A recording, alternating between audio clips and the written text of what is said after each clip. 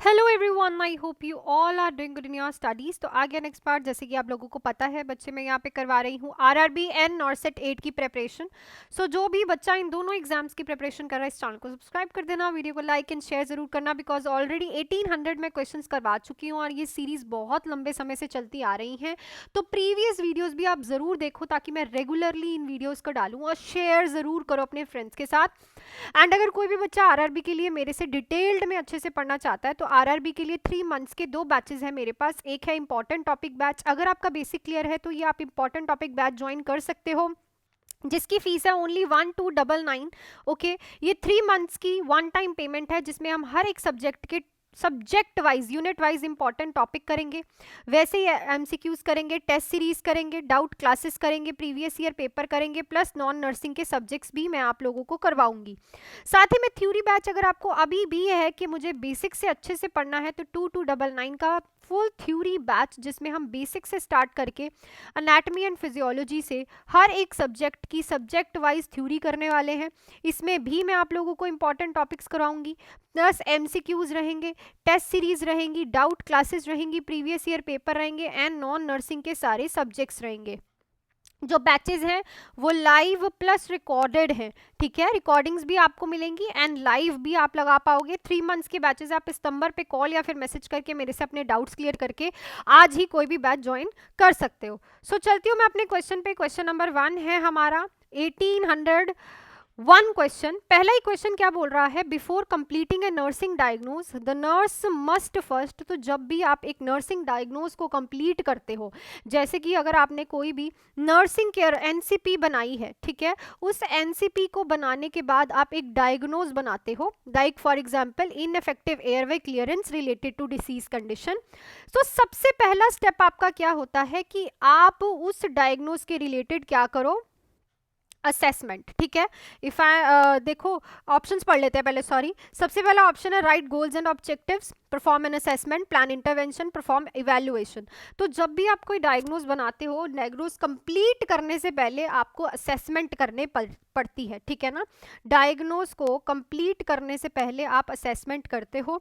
जो आपकी असेसमेंट्स हैं, ठीक है, वो भी 2 तरह की होती हैं, ठीक है। एक तो आप ऑब्जेक्टिव असेसमेंट करते हो, एक और सब्जेक्टिव असेसमेंट करते हो, जिसमें आप डाटा कलेक्शन करते हो, प्लस आप चीफ कंप्लेंट सारी चीज़ें देखते हो। तो सबसे पहला जो आपका स्टेप होता है is a assessment before completing diagnose. Diagnose को कंप्लीट करने से पहले आपका पहला स्टेप है कि आप असेसमेंट करो, जिसमें आप डाटा कलेक्शन करो, पेशेंट्स की सारी चीफ कंप्लेंट्स और हिस्ट्री वगैरह के बारे में जानो। क्लियर। सो यहाँ पे जो राइट ऑप्शन रहेगा is a perform an assessment रहेगा। So your first action before completing diagnosis is क्या, nursing diagnosis is completing perform an assessment. Next है When inserting the NG tube, जब आप NG tube insert करते हो, once the tube passes through the oropharynx, the nurse will instruct the client to।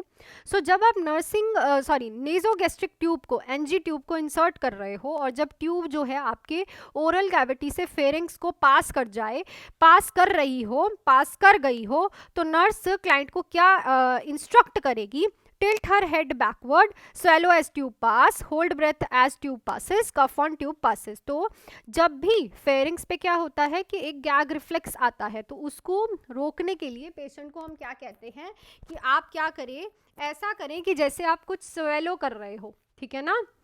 ऐसा करो कि जैसे कि आप कुछ स्वेलो कर रहे हो, तो उससे पेशेंट को डिस्कम्फर्ट कम होता है। नेक्स्ट है A male client was involved in a motor vehicle accident early in the day. The nurse caring for him on evening noticed that an admission to the hospital. He lot of blood, required multiple blood transfusion. The nurse would anticipate which blood product would be ordered when a large blood loss has occurred. तो एक mail client है, ठीक है, क्या हुआ है, उस mail client को मोटर व्हीकल एक्सीडेंट हुआ है, ठीक है। इवनिंग में आप नोटिस करते हो कि पेशेंट का बहुत ज़्यादा ब्लड लॉस हो गया है, मल्टीपल ब्लड ट्रांसफ्यूजन्स की नीड है।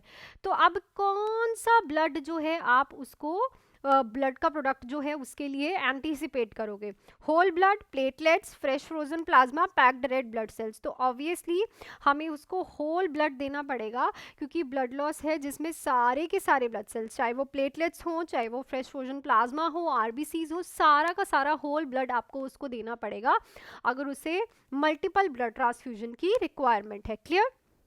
नेक्स्ट है, an infant with myelomeningocele is admitted to the paediatric intensive care unit while the infant is awaiting surgical correction of the defect. What is the most appropriate nursing intervention?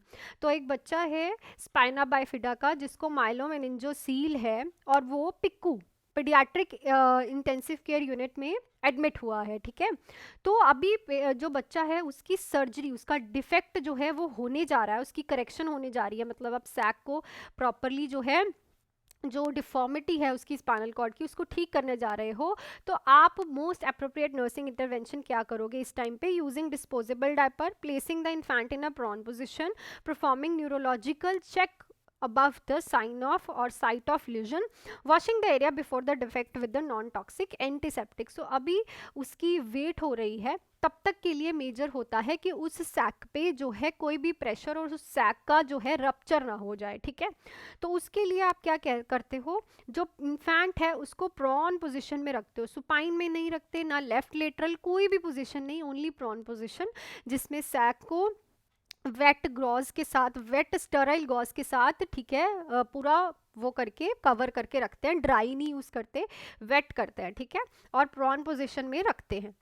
Next है, an expected response of sodium polystyrene sulfonate Kayexalate, ठीक है, is, सो जो आप काइएक्सिलेट देते हो patient को, क्या देते हो, काइएक्सिलेट देते हो, उसका एक्सपेक्टेड रिस्पॉन्स क्या होता है?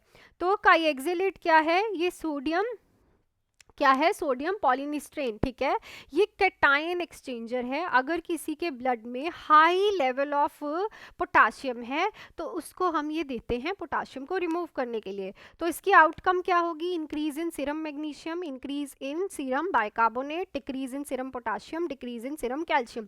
सो ऑब्वियसली काइएक्सिलेट हम किसके लिए यूज करते हैं, यूज करते हैं हम हाइपरकैलीमिया वाले पेशेंट में।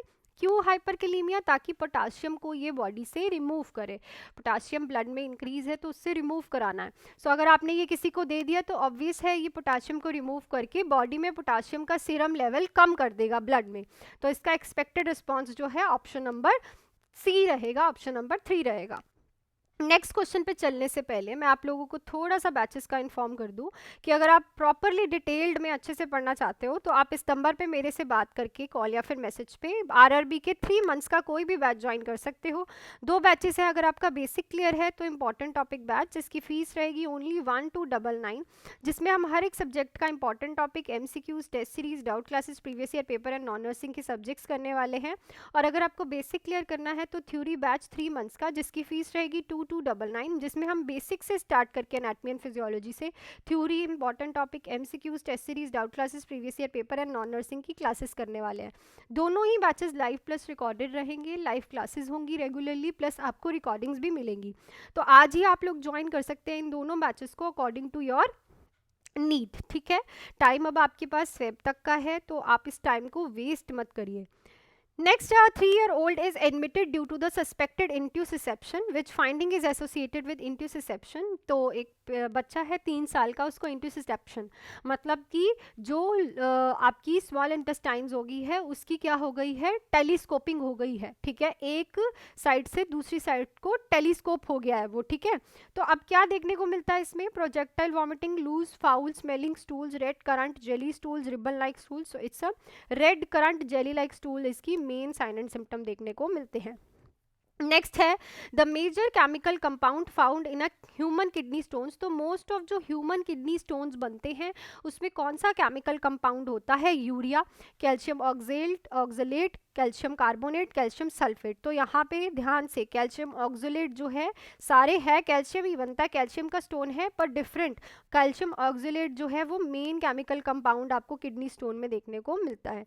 नेक्स्ट है which drug is used in a haemodialysis to prevent blood clot. तो ब्लड क्लॉट को प्रिवेंट करने के लिए हीमोडायलिसिस के दौरान कौन सी ड्रग यूज होती है? Aspirin, warfarin, heparin, protamine. So it's a heparin sorry. And protamine sulphate जो है इसका क्या है? वो एंटीडोट।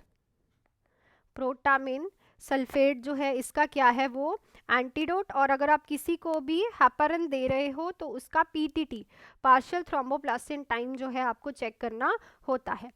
नेक्स्ट है all are the sinuses belong to paranasal sinuses except. तो ये सारी पैरानेजल साइनसेस है, बस एक नहीं है, maxillary yes, ethmoid yes, sphenoid yes, mastoid. Mastoid जो है वो पैरानेजल साइनस नहीं है, ये एनाटॉमी से क्वेश्चन है, क्लियर। नेक्स्ट है one cardiac cycle period time is. तो एक कार्डियक साइकिल पीरियड टाइम कितना होता है? 0.8 सेकेंड, 0.12, 0.57 सेकेंड, 0.9 सेकेंड। तो इस क्वेश्चन का आंसर आप लोगों को पता है, क्या करना है? कमेंट सेक्शन में लिखना है। बहुत इजी क्वेश्चन है। और जो मैंने आप लोगों से कल क्वेश्चन पूछा था, बहुत से बच्चों का गलत है कि अगर किसी पेशेंट को डिसओरिएंटेशन, लिथार्जिक और सीजर्स आ रहे हैं, टॉक्सिक रिएक्शन, ये बच्चे लिडनोकेन का है, ठीक है, लिडनोकेन का टॉक्सिक रिएक्शन है। जब लिडनोकेन आपको क्लासेस में करवाई थी तो वहाँ पे मैंने स्पेसिफिकली इसके टॉक्सिक रिएक्शंस की साइन एंड सिम्टम्स भी लिखवाए थे, ठीक है ना। तो इसको ठीक करना, डिजॉक्सिन का नहीं है। डिजॉक्सिन का टॉक्सिक इफेक्ट बच्चे GI इरिटेबिलिटी होती है, भूल गए हो आप लोग सब क्योंकि आप कॉन्शियस नहीं हो, ठीक है। GI इरिटेबिलिटी इसका टॉक्सिक साइन है, ये सब डिजॉक्सिन के नहीं है। आपका बेसिक नहीं क्लियर है, आप इसको क्लियर करो, clear. So that's it for this video.